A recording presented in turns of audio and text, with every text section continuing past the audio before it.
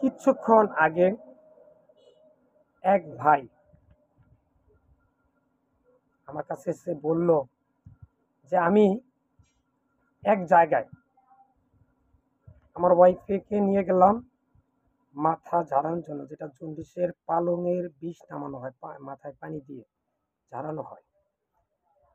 তখন আমার ওয়াইফ পাশে বসা, আম, সেই কবিরাজ সাহেব 4-5 জনের ঝাড়লো। ঝাড়ার পর হঠাৎ করে তিনি তার কাপড়ের ভিতরে অর্থাৎ লুঙ্গি অথবা পাজামার ভিতরে হাত দিল।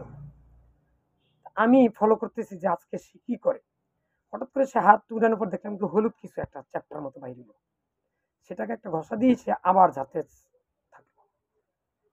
একবার ভাবছিলাম আমি তাকে ধরিয়ে দেব, তখন একটি চিন্তা ভাবনা করে আর কাজটির সামনে অগ্রসর হলাম না। তখন সেই লোকটি এই পরিস্থিতি দেখে চলে আসলো। যাক, সে আমার কাছে বলল, কথাগুলো কিন্তু আমার না, ওই লোকটা যেগুলো বলছে সেটাই বলতেছি আমি। সে আমার কাছে তখন বলল যে এইভাবে যখন আমি দেখছি, আজ থেকে সিদ্ধান্ত নিয়েছি যে আমি কোনোদিন এ জাতীয় কাজ করব না। মানে অর্থাৎ আমার ওয়াইফের কোনোদিন মাথা ঝাড়াবো না, পালংয়ের বিষ নামাবো না, জন্ডিসের বিষ নামাবো না। কারণ কি এগুলো তো ফাঁকিবাজি। হলুদ কালার বাইন্যার দোকানে কিনতে পাওয়া যায়, সেটা এসে হাতে লাগিয়ে তারপর মাথায় দেয় বা পানির সাথে মিক্সচার করে ম্যাজিকের মাধ্যমে অলৌকিক বা অলৌকিক পদ্ধতিতে কেউ যে না দেখে নাউজুবিল্লাহ সেভাবে পানির কালার করা হয়।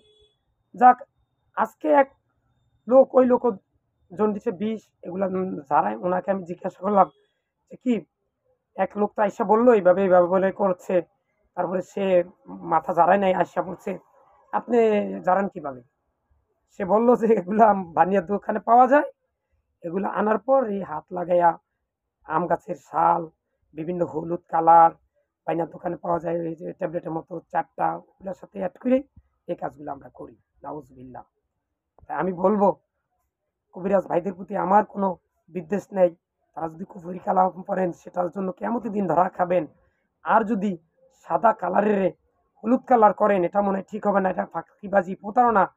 এটার জন্য কিয়ামতের দিন অবশ্যই জবাবদিহি করতে হবে। আমি এটা জানতাম না, ওই লোকটা সেখানে আমাকে বললো কিছুক্ষণ আগে।